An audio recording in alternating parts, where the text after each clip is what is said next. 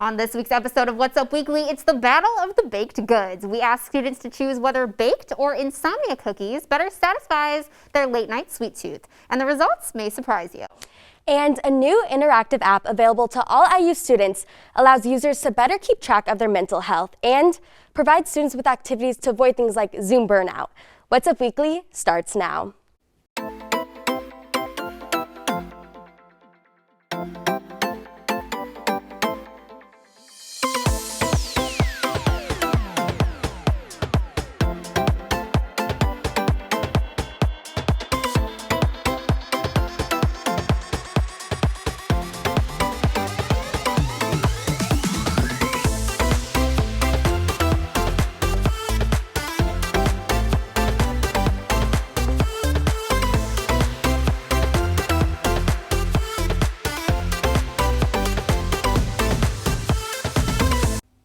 Hello and welcome to this week's episode of What's Up Weekly. I'm Noelle Friel. And I'm Anna Black.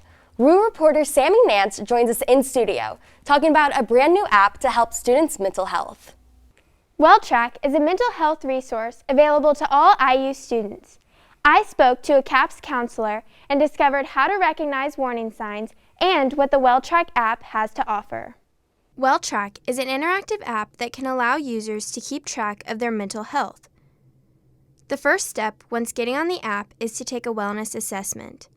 This assessment can help measure one's feelings, habits, and mental health. It is important to be able to recognize warning signs and when to practice self-care. Another red flag that is going to tell students, okay, you need to ask for help, you need to check in with yourself. It's going to be, academic difficulties. You're not showing up for classes, you're not turning in your assignments on time. Wealthtrack provides academic, financial, sexual violence, addiction, health, and safety resources. Academic issues such as Zoom burnout is a common problem affecting students whose workload is all online. By using functions like the Zen Room or Thought Diary, students can take breaks between classes to relax. Being in front of a screen for extended periods of times, especially when we are not mindful and we don't take breaks, can really make you feel very emotionally and physically drained. By using Mood Check to keep track of daily moods, the user can identify their stressors. Stressors can include activities or even people. By taking time every day to catalog this behavior, it is easier to know when to change habits or seek out help. Wealthtrack is free to download on the App Store. Sign up with your IU email to unlock IU-specific resources. For What's Up Weekly, I'm Sammy Nance. IU alum and Disney CEO Bob Chapek paid a virtual visit to the university. Chapek graduated from IU in 1981 with a bachelor's in microbiology. He mentioned how he applies his IU education to running one of the world's largest media and entertainment companies. He also talked about 6 new pillars Disney is focusing on to avoid underrepresentation in Disney content. You may have heard the rumors that a local business, Baked of Bloomington, will have some cookie competition coming this month. Insomnia cookies will be here this spring, and reporter Bridget Taylor has the latest. The battle of the cookie companies is officially on here at IU.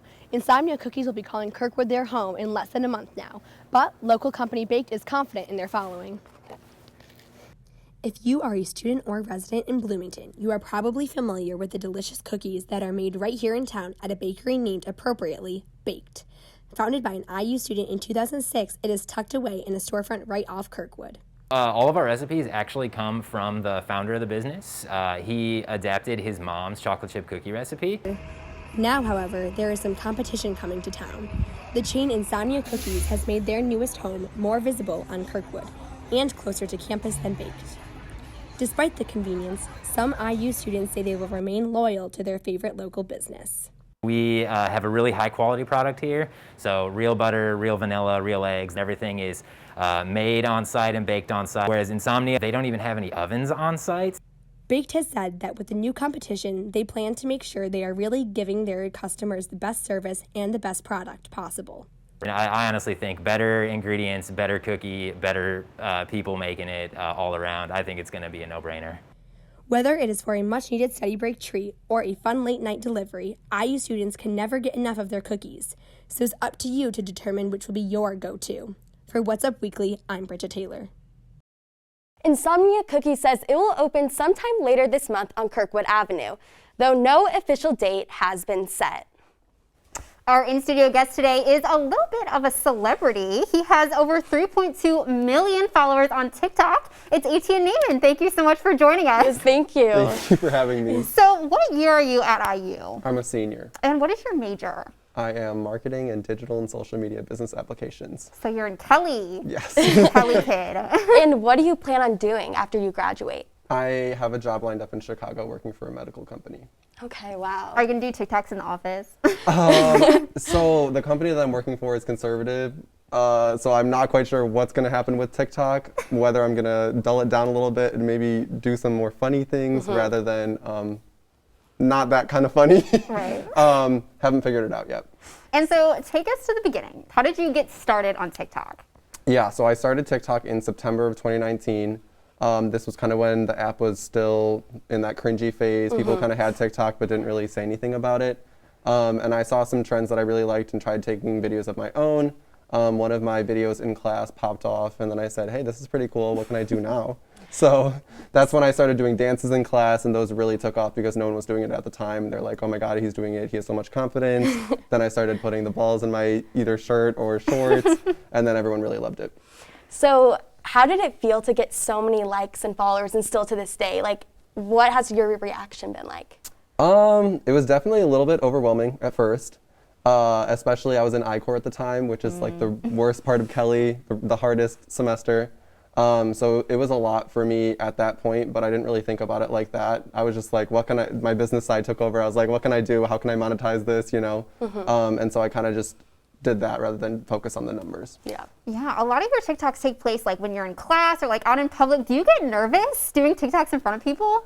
Not really. I part of my persona is that I don't care what people think about me. There's nothing that, unless something that I can change, then I'm like, okay, then do I want to change it or do I not? But if they're thinking that I'm doing something that's crazy or I'm hurting other people, then obviously that needs to change. But if I'm just having a good time making other people laugh, there's nothing wrong with that. Yeah. And has anything come out of your TikToks, like advertisements or job offers or anything like that?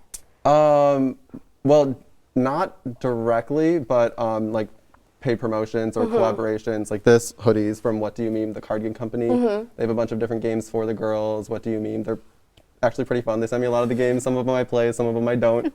I've done something with Curology. Okay. My modeling agency scouted me probably because of my following on TikTok. So definitely have had opportunities pop up because of it. That's awesome. Yeah. And so what does the future look like for you? How long do you see yourself making TikToks?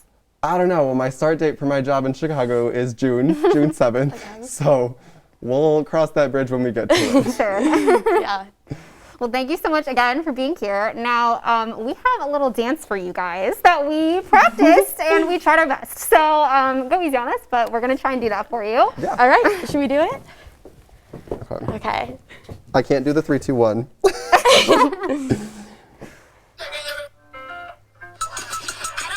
This may not be the best. So Yeah. prepare yourself. Please be easy. Okay, ready? Okay,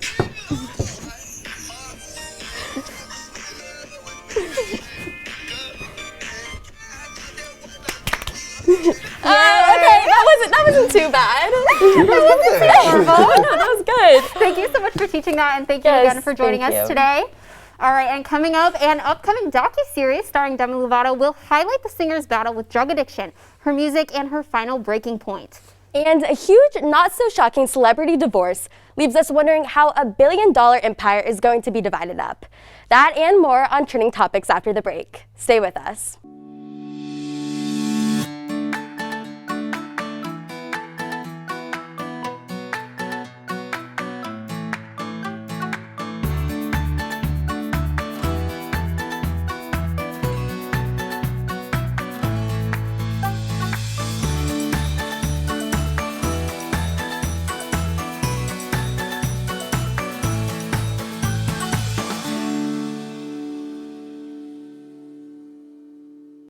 Welcome back. Influencers partying during the pandemic has been a hot button issue recently. This week, 2 TikTok stars pleaded not guilty to charges related to throwing house parties in LA while the city was in lockdown. 21-year-old Bryce Hall and 20-year-old Blake Gray have a combined 27 million followers on TikTok, and they share a rented home in Los Angeles. A city attorney said their party threw a large party there on August 8th, which caught the attention of police. Hall and Gray were cited, but still threw a second party 6 days later with several hundred people. The 2 were charged with 1 misdemeanor count each of causing a public nuisance and violating the Safer LA Emergency Declaration. And Demi Lovato opened up about her battle with drug addiction this week in the trailer for her new docuseries, Dancing with the Devil. In the first trailer for the 4-part documentary, the pop star revealed she had 3 strokes and a heart attack after a 2018 near-fatal overdose. In the trailer, Lovato says illegal substances and past traumas are what caused her to lose control and reach a breaking point. She adds that she's focusing on making music, quote, that resonates with people. Demi's family and friends and celebrity guests like Elton John and Christina Aguilera also appear in the documentary, which debuts on YouTube March 23rd. And one iconic Hollywood couple just called it quits after 7 years of marriage. Reality TV star Kim Kardashian filed for divorce from rapper Kanye West, according to an LA County clerk. The divorce may not come as a shock to some, as they reportedly have been separated for some time. Kim has been living in California with their 4 kids, while Kanye has been in Wyoming. Throughout their marriage, Kim stood by Kanye's side even amid controversial political matters, including his short presidential run. Kanye also opened up about his battle with bipolar disorder. If you're asking yourself how the rest of their divorce might unfold, well, I guess we're just going to have to be keeping up with the Kardashians. Kim and Kanye aren't the only celebrity couple to make headlines this week. Country singers Tim McGraw and Faith Hill have just put something out for the public. And no, it's not a new song. The couple announced they're selling their private island in the Bahamas for, brace yourself, $35 million. The 20-acre island, also called Goat Cay, has over a mile of waterfront, 4 bedrooms, 5 bathrooms, a courtyard, and an observation tower. Don't fret though, there's also 3 staff houses included. When the country singers bought the island in 2003, they said it was just a shack. Well, clearly that's not the case anymore. So if you're looking to purchase a private island, you might have found just the place, though you may have to start getting those Venmos and GoFundMe pages going. And that's what's up this week.